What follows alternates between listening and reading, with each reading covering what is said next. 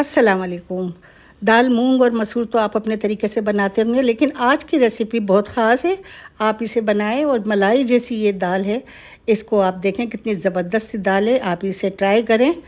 तो आइए रेसिपी शुरू करते हैं बिस्मिल्लाहिर्रहमानिर्रहीम के साथ। हाफ़ कप ऑयल में मैंने एक छोटा प्याज डाल के इसको हल्का सा ब्राउन कर लिया, और ब्राउन करने के बाद इसमें हम डालेंगे एक बड़ा टमाटर, और नरम होने तक, टमाटर जब तक नरम ना हो जाए तब तक हम इसको थोड़ा सा मिक्स करेंगे।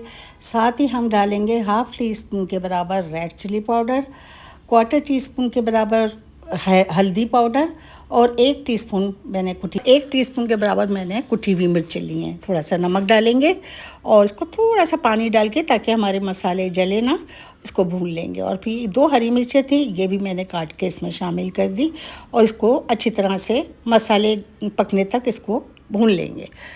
अच्छा, अब मैं जो ना मिक्स करके बना रही हूँ मूंग और मसूर की दाल, तो वो मैंने थोड़ी देर पहले भिगो दी थी दोनों मिक्स करके, और फिर इसके बाद धो के अच्छी तरह से, और ये इसमें मैंने दाल शामिल कर दी। दाल शामिल करने के बाद मैं थोड़ा सा इसको 1-2 मिनट इसको मिक्स करूँगी, ताकि दालों में मसाले अच्छी तरह मिक्स हो जाएं। बस 2-3 मिनट इसको पकाना है। उसके वीडियो अच्छी लग रही हो तो इसे लाइक कीजिए, और मेरा चैनल ज़रूर सब्सक्राइब कीजिए और शेयर कीजिए करके। इसको फिर इसमें मैं पानी शामिल कर दूंगी। पानी डाल के और इसको आप रख दीजिए ढककर हल्की आंच पे पकने के लिए।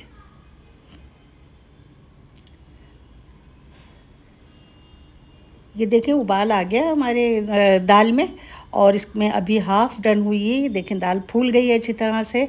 और इसके बाद हम इसको मिक्स करेंगे और दोबारा ढककर इसको पकाएंगे।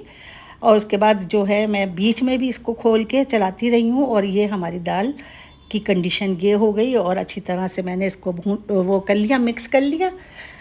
उसके बाद मैंने इतना पानी डालूँगी ताकि इसमें जितना मुझे चाहिए, और राइस के साथ मैंने इसको सर्व करना है, तो मैंने उसी हिसाब से इसमें पानी डाल दिया।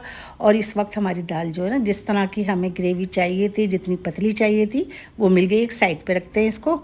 आइए अब इसके भगार की तैयारी करते हैं। अब तड़के में हम डाल रहे हैं 2-3 हरी मिर्चें हैं कटी हुई, 4-5 लहसुन की जवें जिसको मैंने बारीक काट लिया, थोड़ा सा सफ़ेद ज़ीरा है। इसको अच्छी तरह से ब्राउन करके मैं ये दाल पे इसका भगार लगा दूँगी।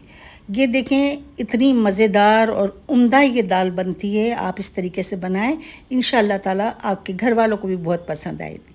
फिर मिलूँगी किसी नई वीडियो के साथ। अल्लाह।